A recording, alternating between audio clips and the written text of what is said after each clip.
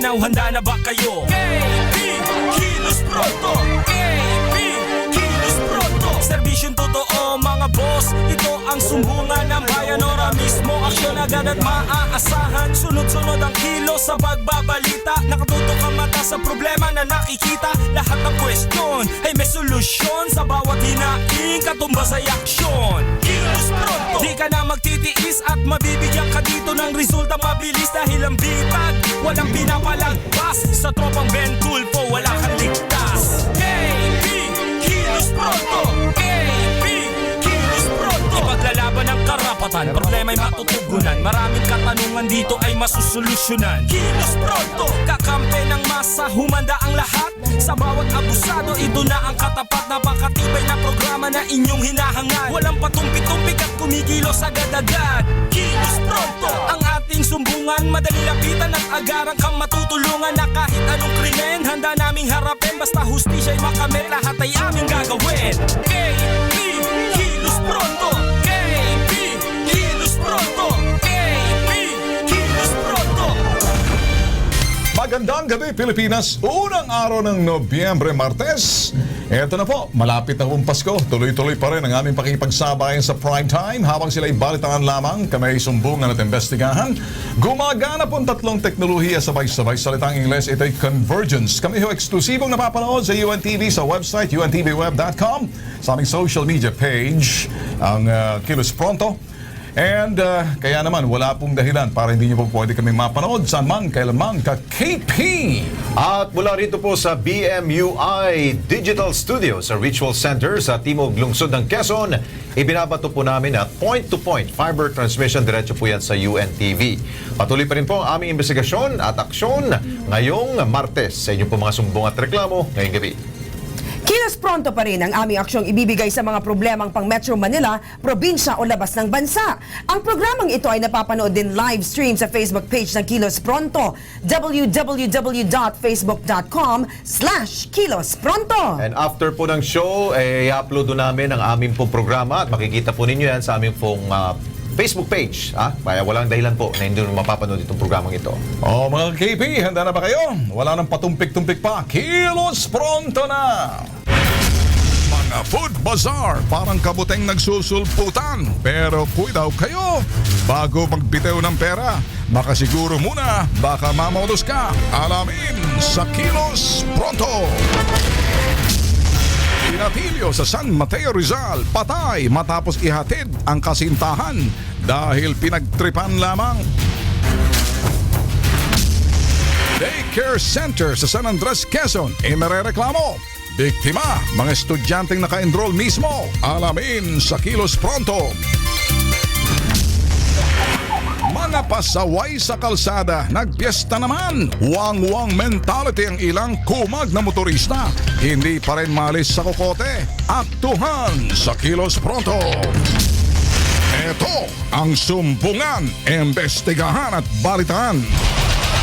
Kilos Pronto, umpisa na! Ngayon pong All Saints Day, ito Ben at Nika, isang 18 anyos po ang nagatid po ng kanya pong girlfriend sa San Mateo Rizal, pero ang ending po'y napakalungkot. Siya na po ang hinatid sa uling hantungan. At batay po sa investigasyon, lumalabas na napagtripan po itong binatilyong ito. Panurin natin to.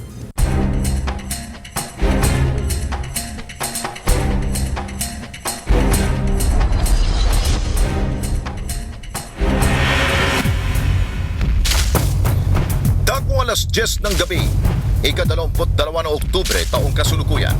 Wala ng buhay na madatnaan ng mga kawani ng barangay sa Dulong Bayan 1 ang 18 anyos na binatilyo na kinilalang si Arnold Francis Pagulong, residente ng barangay Dulong Bayan 2 sa San Mateo Rizal. Ayon sa findings sa isinagawang post-mortem examination sa katawan ni Arnold, cerebral contusion at intracerebral hematoma ang naging sanhi ng pagkamatay ng biktima. Matindi ang naging tama sa ulo na nagresulta sa internal hemorrhage, sanhi ng ilang beses na pagkakahampas nito ng matigas sa bagay. Ito ang naging mitsa ng buhay ng biktima. Ayon sa investigador na naturang kaso na si PO2 King Contreras ng San Mateo PNP, sa sigawan nilang follow-up investigation, natukoy na isang witness ang pagkakilanlan ng sospek sa pagpatay sa binata. Kumuha kami ng follow-up investigation na lumabas nga itong witness na ang sabi niya, nung nasa terrace siya, mga humigit kumulang alas 10 ng gabi, kita niyang sumisigaw yung bata na ang sabi, may binubugbog. Nakita niya nga itong si alias Ulupong na binubugbog at sinusuntok sa mukha yung biktima at sinisigaw pa nung isang babae doon na inaawat si Ulupong na tama na yan, Ulupong, tama na yan. Si alias Ulupong ay positibong kinilala sa tunay nitong pangalan na Crispin Kelvera, 21 anyos, nakatira sa Clemente Subdivision Compound, Dulumbayan 2, San Mateo, Rizal. Ang tunay na pangalan ni alias Ulupong is si Crispin Kelvera Antonio, 21 years old, walang asawa, pinanganak noong January 14, 1995. At residente siya talaga ng number 5 San Mateo Street, Barangay Dulumbayan 1, San Mateo, Rizal. Isa siyang konduktor ng jeep. Si Nino, hindi tunay na pangalan, kitang-kita kung paano binugbog at pinag-initan ni alias Ulupong ang kaawa-awang biktima. Paglabas ko lang ng kwarto ko, doon sa pagtayo doon sa may terrace namin, nakita ko yung babae, hato ng hato doon sa Ulupong mismo. Parang tumigil doon sa pagbubog doon sa ginagawa ng bata. Nakita ko, ang ganun ni Ulupong. Ngayon, nung maawat na, wala nang parang gumagalaw yung buhay ng bata. Parang lambot na rin siya. Ayun. Sabi po ng iba, kaya daw nagkaganon yun, ano daw muna, yung napilipit daw muna ang liig, tapos nakatakbo ng sandali yung bata, inabot pa ulit ni Ulupong. Kaya yung sinusuntok na yung ganun na inabutan ko nga, yung parang tumatama nga yung mukha niya dun sa sumiyento. Marin din niyang pinabulaanan ang mga espekulasyon ng taong bayan na ang biktimang si Arnold ang nagsimula ng away. Kaya sa gitna pa, kaya binuhat nila papunta sa tabi mismo ng sasakyan. Kaya hindi totoong sinasabi nila na ano yung bata, yung pinuntok doon muna si Ulupong, kaya doon niya ginantihan ng suntok na ganun din. Pero nauna pa lang na nakipala si Ulupong talaga antimano. Laking panghihinayang ang naramdaman ngayon ng pamilya ni Arnold sa sinapit na kanilang anak. Ayon kay Francisca Pagulong, ina ni Arnold, hinatid lamang daw ng kanyang anak ang girlfriend nito kaya napunta sa Bayan 1 si Arnold. Nung po pinahatid po namin yung syota niya, kasi po para hindi po siya masyadong malasing, yatid niya muna yung syota niya. Pagkahatid po ng syota niya, yun na po, nabalitaan na po namin ganun. Ang paghatid na ito ni Arnold, hindi raw inakala ng kanyang pamilya na ito na magiging mitya ng kanyang buhay. Pangarap pa naman daw sana ng kanyang anak na mapaaral ang mga nakababatang kapatid nito. Pangarap po niya sa mapaaral niya po yung dalawa niyang kapatid, mapatapos din po niya. Inanon din po yung mga kapatid niya para mapagbago kasi po yung mga kapatid niya, dalawa lang po yung nag-aaral. Bago raw nangyaring pagpatay, masaya pa nila nakasama ang biktimang si Arnold. Nung pong hapon na, ano lang po siya, basta po, pabalik-balik lang po siya sa ano na yun, na compound na yun. Nung po dumating ang papa niya, nakipagbanding po siyang, yun po, tapos po nagpa-selfie po siya sa amin. Sa kasulkuyan, malaya pa rin nakakagala ang suspect na si Ulupong. Kaya sigaw ng pamilya ni Arnold ang agarang pag-aresto sa suspect. Gusto ko po magkaroon ng katarungan yung pagkamatay ng anak ko. Yun lang po ang gusto ko. Mapakulong siya para kahit paano po magkaroon ng hustisya yung pagkamatay ng anak ko. Yun lang po. Kasi wala naman pong kasalanan yung anak ko. Bakit po ginanyan niya? Ang anak ko po, di naman po basagulero. Kumbaga po, marami siyang kaibigan na nakakasama. Sinasabihan naman po kami, mabait naman daw po yung anak ko. Bakit po siya ang napagtripan na patay na ganun? Walang patid din ang mga isinasagawang follow-up operations sa San Mateo Police upang mahanap ang suspect. Para naman daw sa ikatatahimik ng lahat, merong mensahe si Mrs. Francisca sa suspect na si alias Ulupong. Kung napapanood niya ako ngayon, sumuko na po siya para kahit papaano maibsan na sa sama ng loob namin. Ang sakit ng ginawa niya sa akin eh. Yun lang po ang gusto ko, sumuko na siya para po kahit papaano mawala man po yung ano ko sa amin. Masaya na siya. Eto mga ka-KP, matagal na hong problema na to at kahit anong administrasyon, di ho talaga matigil ang wang-wang paggamit ho nitong sinasabi ng mga pribadong sasakyan unless kung kayo ho'y ambulansya or mga police on duty for operation. Pero hindi ho natin maintindihan nito bakit ito pa rin, patuloy pa rin ho talagang walang pakundangan nagwawang-wang itong mga kengkoy-ko, magat kolokoy. Etong isa na aktuhan ho namin kilos pronto.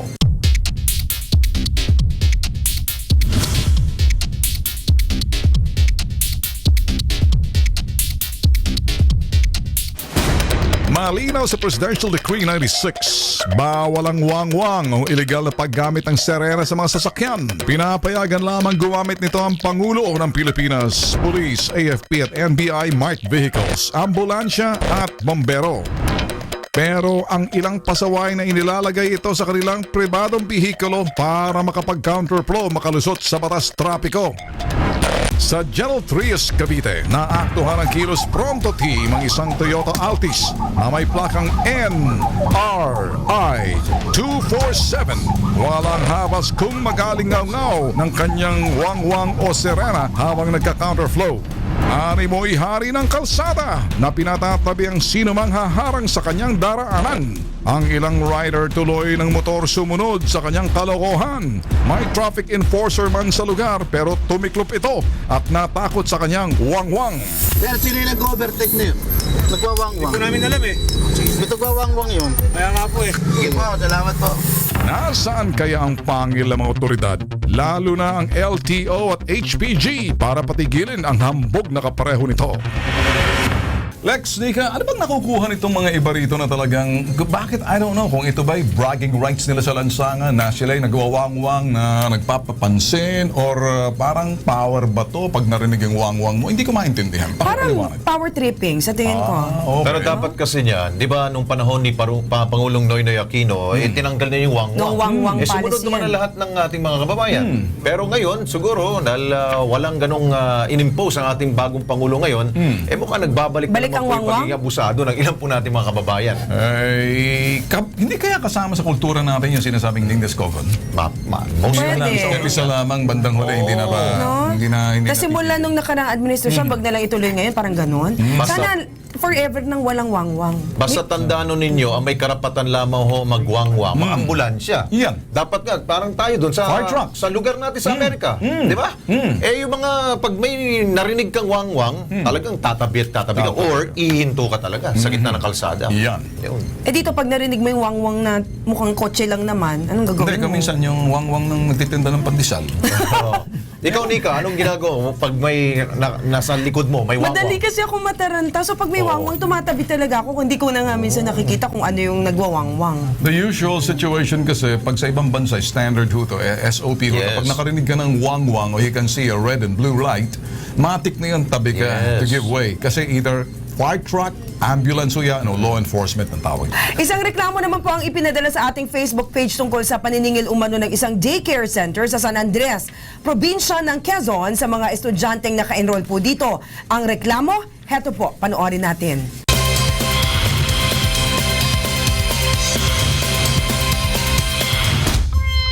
Ayon kasi sa kanyang reklamong ipinadala sa Kilos Pronto, sinisingil daw sila ng guro na si Rose ng halagang 100 piso kapag hindi daw sila nakaka-attend sa event ng daycare. Halos lahat na daw ng magulang ay umaangal na sa pamamalakad na ito ni Teacher Rose. At panakot pa daw ni Teacher Rose sa mga magulang, hindi daw makakagraduate ang kanilang mga anak kapag hindi daw nila ito pinayaran. Nasa linya po si Arnil Fosangil, Municipal and Social Welfare Development Head mula po sa Quezon. Magandang gabi po, Sir Sangil. Magandang gabi din po. Ako po si Nika Alihar, kasama ko po si Bitag Bentulfo at si Alex Santos. Sa paano paraan po natin makakasuhan po itong daycare center teacher na nanniningil po sa kanya po mga estudyante? Kakausapin ko po ma'am siya tungkol dun sa insidente na inireport. Ano po, kasi hindi naman po kasi namin agad pwedeng aksyonan ng ganun kabilis nang hindi ko pa naman po siya nakakausap. Kumbaga, gagawa po kami ng aming sariling investigasyon kung yung pong sinasabi ng nagre-reklamo is kung gano'n po siya katotoo. Okay. Ano ba ang patakaran dyan? Pwede ba nga hubang mangolekta ng fees sa mga magulang dito po sa daycare center nyo? Actually, ma'am, wala naman pong collection dapat na nangyayari unless na meron pong mga maliliit na mga activity na nangangailangan ng mga contribution. Pero yung sasabihin po na collection, wala po talagang ganun. Okay. Ito po kasi yung daycare center na ito, pangalanan na po natin, ito ang San Lorenzo Daycare Center. Apo. Ang munisipalidad po, kayo po ang nagsusustain ng mga pangangailangan ng mga estudyante dyan, tama po ba? Actually po sa daycare center, ang binibigay lang po namin is technical support. Technical support. Apo. Okay, kasi yung So, yung mga magulang po kasi nag-complain po sa Kilos Pronto dahil nga po biglang may mga fee, mga babayaran sila na hindi naman po napag-usapan sa simula. So, Sir Sangil, ano po ang gagawin niyo pong aksyon, Kilos Pronto? So kakausapin ko nga po yung yung daycare worker na concern tungkol sa inirereklamo para po ma-clarify ko po yung issue tungkol sa sinasabing mga collection. Okay, at kapag malaman niyo po na meron nga pong mga paglabag na ginawa po ito, ano pong gagawin po nila? I-discuss po namin yan kasi since ang sa barangay captain, since ang daycare service program po is programa ng barangay, ang kami na po guys, ang sinabi ko is full technical support lang po yung ibinibigay namin sa kanila. Okay, sige Bali po. ang sangguniang, wait lang po ma'am, bali po ang sangguniang barangay magdi-decide po kung ano pong pwedeng gawing punishment para po doon sa daycare worker. Sige po, maraming salamat po. Aasahan po namin yan, Ginoong Arnilfo Sangil. Tututukan po yan ng Opo. Kilos Pronto team. Maraming salamat po. Maraming salamat din po. Sa pagbabalik ng Kilos Pronto Food Bazaar, ginawa ang pagkakita ng mga kawatan, ilang negosyante na biktima. At isang teacher na nakaranas pong kumain ng pagpag, ito po yung mga tirang pagkain sa basurahan. Nagsumikap ang kwento ng kanya pong buhay. Abangan!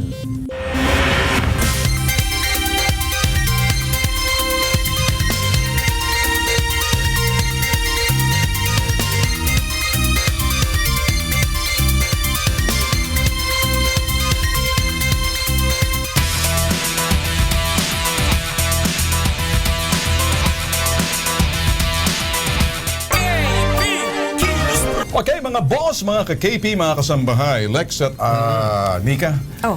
Alam mo, eto na holiday na ngayon. Marami na yung mga tiyanggi-tiyanggi na Ay, yan. dami Mga yan. basar na yan at nag-aalok ng mga espasyo. Mag-iingat lang ho kayo kung kayo inaalok kasi baka hindi nyo alam, patibong na ho yan ng mga manluloko at baka kayo ho'y mamodus.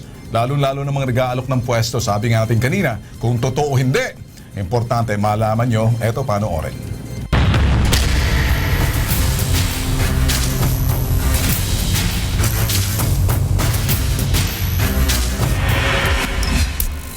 Parang kabuting nagsusulputan ng mga food park or food bazaar ngayon. Ito ay pagsasama-sama ng mga tindahan ng iba't ibang klaseng mga pagkain sa lugar. Ang ganitong klaseng setup patok sa mga parokyano. Kaya naman ang mga food stall owners nagkakandara pa para makakuha ng pwesto sa bawat itatayong food park.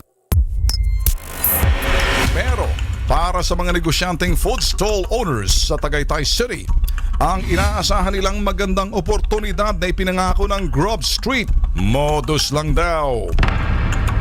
Isa si M.A. Buenafe sa mga nagre-reklamo na naglahong parang bula raw ang kanyang 20,000 na ibinayad para sa gaganaping food bazaar. Like, ang una kasing talagang place is Robinson Summit Ridge. Ngayon, after nun, mga August, first week, ang sabi nga nila mababago si place kasi sobrang taas daw ng upa kay Robinson. So, dito kami ngayon nila ibinigay dito sa property na to. Ang problema lang, yun pala, walang permit kasi residential siya. Nung nag-start kami September 9, opening ng 3 p.m., pagdating ng 5, may nagdala ng letter galing munisipyo. Tapos may mga tops na sa labas na nag-hold ng mga customers na bawal pumasok. Tapos kailangan until 10 p.m. lang daw kami mag-ooperate. Tapos i-close na siya. So, hoping kami na mabuksan the next day kasi sabi nila, lesser permit lang yung kulang. Ang problema, hindi namin alam na ni isang requirements, wala pala silang pinapasa sa munisipyo. So, the next following day, wala na. Hindi na talaga nag-operate si Grab. Sa halagang 5,000 piso membership fee at sa 4,000 pisong renta kada linggo, ipinangako raw ng organizer na sina Aaron Zipagan at si Macy Cadiente na malaya silang makakapagtinda ng pagkain. Pero dismayado sila ng unang araw pa lang sa kanilang negosyo. Ipinatigil agad ito ng licensing office ng Tagaytay City Hall dahil hindi kumuha ng permit ang organizer. Okay naman siya, akala ko. Kaya lang, kung nang nangyari ko, hindi ako makapaniwala na gagawin niya sa amin ko. Siguro, gawain niya talaga. At totally, nawala na siya. Wala na kaming talagang balita. May usapan kasi noong November 6, dapat yung effect kami ng lahat. Kaso noong November 6, hindi siya, October 6, hindi siya, Walang pakita na. Hindi siya nagpakita. So, lahat na. Kasi yung oras namin, nag-ano kami ng oras, yung aming kapital nawala. So, yun, malaki losses din para sa amin. Ngayon damage niya. Dapat ngayon, meron akong tindahan dapat pinupuntahan, pero ngayon ito, set kami ng time para dito. Sayang lahat. So, sayang kasi oras lang namin na nawala, di ba? Tapos yung expected namin na makukuha sana. Wala. Ang lalo nilang ikinagalit kung noong unay puro pangako, tuloy na raw sila ngayon tinalikuran ni na Zipagan at Gadiente at hindi na sumasagot sa kanilang mga tawag. Maging ang kanilang demand letter, hindi na raw pinapansin. Umabot sa mahigit kumulang 100,000 piso ang natangay sa mga pobreng biktima. Ngayong lantad ng modus nito, sa mga negosyante, siguraduhing legal ang inyong mga pinasok na negosyo para hindi kayo mabitag na mga manloloko. Alam mo na, Lex, marami na ngayon nag-aalok kasi alam naman natin ng mga small businesses na eto naman, wala namang masama kung kumita. Yes. Ang mahalaga rito, hindi kayo naloloko. Mag-ingat ho din sa mga food bazaar na yan, espasyo na yan, kung anong parang uupahan mo during the Christmas season. Yes. Kasi kung minsan, modus talaga yan. Paano modus siya, Vita? Kunyari, bibigay sa espasyo, makikipag-agawan ka dahil sasabihin marami. Ngayon, yung pala, bandang huli, yung binabayaran mo, meron palang iba o di kaya bogus lang. Wala palang espasyo? Wala. Pag nagbayad ka na, goodbye ka na. Mas maigi ho mga kakipi, ang puntahan ninyo at paniwalaan po ng mga merong nag-aalok ng mga ganon, yung mga mapagkatiwalaan po. Marami yung mga kilala, mga artista, pero yung po sila yung mga legit na mga food bazaar po yan. Kaya yan pong pupuntahan ninyo. Pero yung mga hindi nyo kilala, huwag niyong pansinin yan. Lolokohin lang kayo nun. Ingat. Alam nyo, marami pong nakakaranas ng hirap ngayon ang madaling sumuko. Minsan kasi, di ba, kapag dumanas ka na ng problema, pinansyal, pag-ibig, pamilya, minsan wala na, quit ka na. Surrender. Di ba? Pero ito, hindi, no? Pero ito, isang profesor sa isang sikat na universidad, sobrang hirap daw ang naranasan. Pero ang hamon ng buhay, hindi niya sinukuan. I will survive.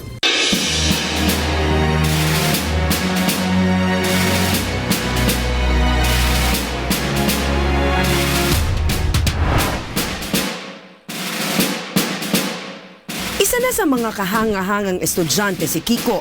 Salat man sa yaman, sa pangarap naman na muhunan si Kiko o mas kilala bilang Professor Kiko Ramos sa karamihan ng kanyang mga estudyante sa University of the East.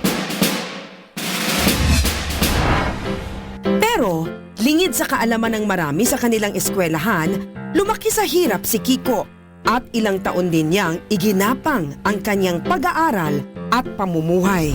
Wala akong baon, wala akong gamit, lahat Xerox. Mahirap yung buhay na wala rin kasi, alam mo yung mahirap mag-aaral kapag wala ka talagang laman yung tiyan. Bukod dito, minsan na rin niyang naranasang kumain ng pagpag dahil sa kahirapan ng buhay. Yung bahay namin, pinagtagpi-tagping lawanet. So pag tinanggal mo yung lawanet, yung sahig kanal na. So that means hindi ko alam kung saan ako si CR or what. Sa kagustuhang makapagtapos sa pag-aaral, nagsumikap si Kiko sa kabila ng kanilang kinasasadlakan. Tiniis niya na pumasok sa eskwela nang walang laman ang tiyan. Nang matapos ang kursong tourism sa isang universidad, inakala ni Kiko na matatapos na rin ang kanyang mga paghihirap. Pero tila binibiro siya ng tadhana. Kumuha ako ng timba, pumunta ako ng poso, naligo ako, umiiyak. Nakatoga ka nga, 4-year course. Tapos sabi ko, kailan ba magbabago buhay ko? Ito ba talagang diplomang panghahawakan ko talaga magbabago ng buhay ko? So, sabi ko, this will never happen again. Pero hindi nagpatalo si Kiko at lalong nagpursige na maiahon ang sarili. Kailangan talaga mag-hard work eh. Kasi yun nga, may diploma ka pero hindi ka nag-hard work, wala rin mangyayari. Pag tinamad ka na, paano mo tutulungan sarili mo? Paano ka magiging blessing sa iba? Ang dating walang matinong bahay, may ipagmamalaki at disente ng tahanan. Nakarating na rin siya sa Paris at London dahil sa kanyang angking katalinuhan. Kaya naman, inspirasyon siya ngayon sa kanilang paaralan. Ang dating walang makain at nagtiyaga sa pagpag, siya na ngayon ang bumubusog sa kalinangan ng maraming kabataan. O yun, tama nga yun ang kasabihan na sinasabi nga, di ba?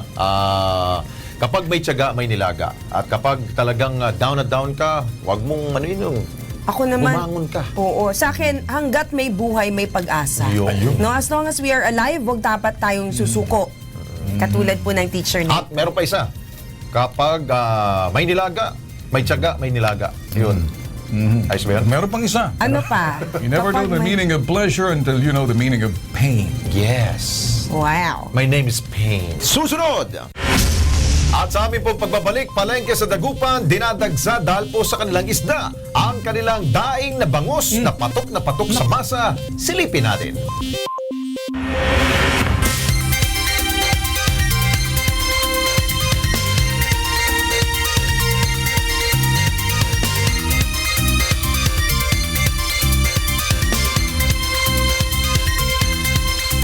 Daing na bangus sa Dagupan, Pangasinan, patok sa panlasa at presyong pangmasa pa.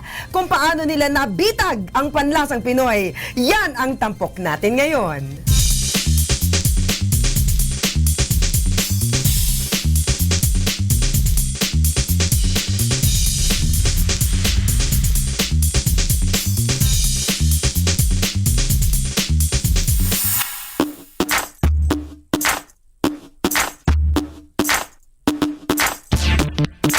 Magandang pasyalan, malinis na kapaligiran. Yan ang dinadayo dito sa Pangasinan City. Pero sa pusod ng lungsod, matatagpuan ang Dagupan Malimgas Market. Na ang ibig sabihin, malinis na palengke. Ipinagmamalaki ng Dagupan City ang kanilang produkto, ang dinaing na bangus.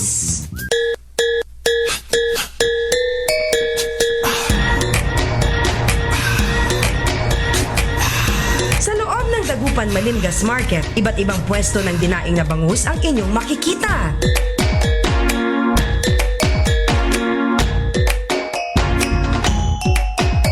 Mabilis ang paggawa, ngunit malinis at masarap.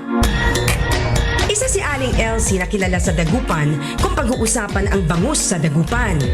Pabili ko ng boneless. Subok ko na po dahil matagal na rin ho akong bumibili sa kanya. Ipinakita ni Aling Elsie ang sangkap at proseso ng paggawa niya ng dinaing na bangus. First step is split. Dadaingin siya. After nung nadaing, tatanggalin yung mga intestine, tsaka yung mga gills, ganyan. Then, susunod po ay yung pag-alis na nung tinik. Na nandito lang siya, dito siya inaalis ko.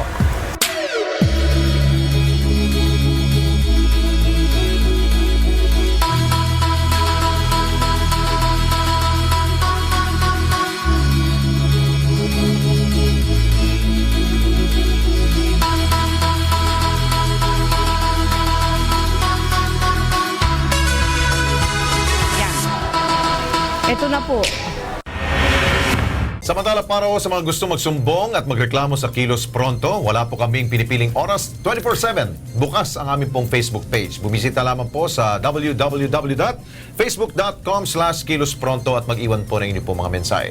Huwag pong kalimutan po mag-iwan ng inyong pong contact number at tatawagan po kayo ng KP Team. Sa pagbabalik po ng Kilos Pronto, Ilog Pasig, ginawang playground ng mga chikiting. Ayun nag-swimming kahit malalim. Naku po, mga magulang, bantayan ang inyong mga anak.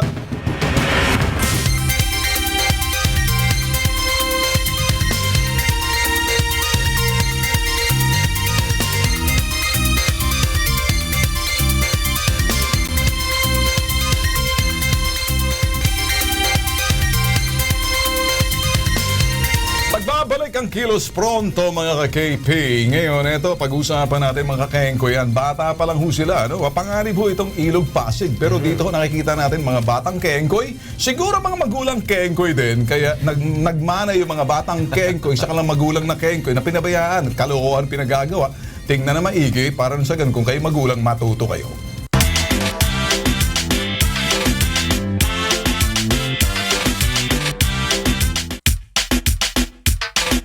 Karamihan magagandang resort ang hanap tuwing tag-init. Ang mga chikiting na ito nagkasya na lamang sa paglangoy sa Ilog Pasig sa Guadalupe Bridge. Kanya-kanyang trip ang mga bulilit. Ala Muro Ami. May gumamit pa ng lubid para makasisid. Si Totoy naman, sigurista. Sinukat pa ng stick ang lalim ng tubig bago nagtalimpisaw. Walang pakialam kung kulay burak ang kanilang nilulubugan, basta't enjoy lang sila. Okay na! Hoy! Hoy! Hoy! Mga anak ng kengkoy! Nasaan ba mga magulang nyo ang alam ay gumawa lang ng bata't enjoy? Tag-ulan na naman! Baka lalong ganahan pa kayo mga magulang dagdagan yung mga batang kengkoy na yan! Yan ang isang oras na mabilisang pag-aksyon ng iyong mga reklamo. Ako si Ben Tulfo. Nika Cleo Felihar naman po naniniwalang sa bawat sumbong serbisyo publikong may puso ang hatid namin sa inyo. Hanggang bukas mga cake. Sorry. Okay. Sige. Hanggang bukas mga ka-KP, ako po si Alex Santos. Sama-sama po natin tiktikan at subaybayan ang bawat isyong kailangan pong imbestigahan.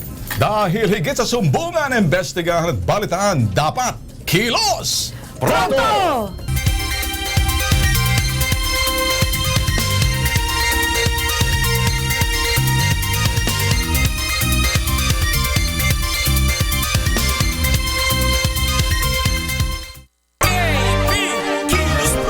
Serbisyong totoo mga boss, ito ang sumbungan ng bayan. Ora mismo, aksyon agad at maaasahan. Sunod-sunod ang kilos sa pagbabalita. Nakatutok ang mata sa problema na nakikita. Lahat ng question ay may solusyon. Sa bawat hinaing, katumbas ay aksyon. Kilos Pronto, di ka na magtitiis at mabibigyan ka dito ng resulta mabilis. Dahil ang bitag, walang pinapalagpas. Sa tropang Ben Tulfo, wala kang ligtas. KP, Kilos Pronto. KP, Kilos Pronto. KP, Kilos Pronto. KP, Kilos Pronto. KP, Kilos Pronto.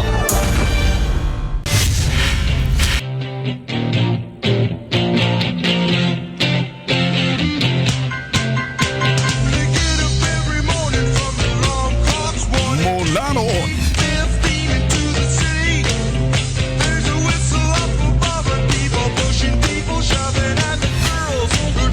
hanggang ngayon.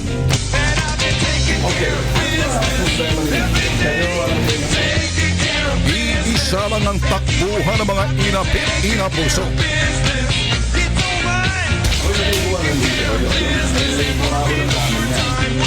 Hindi lang sumbungan ng bayan, sumbungan rin ng mga OFW.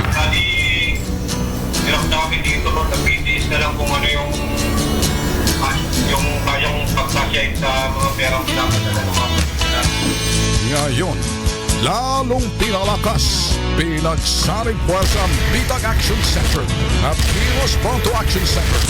Lunes hanggang Biyernes, alas 9 hanggang alas 5 ng hapon sa Ritual Center, Timog Avenue, Quezon City.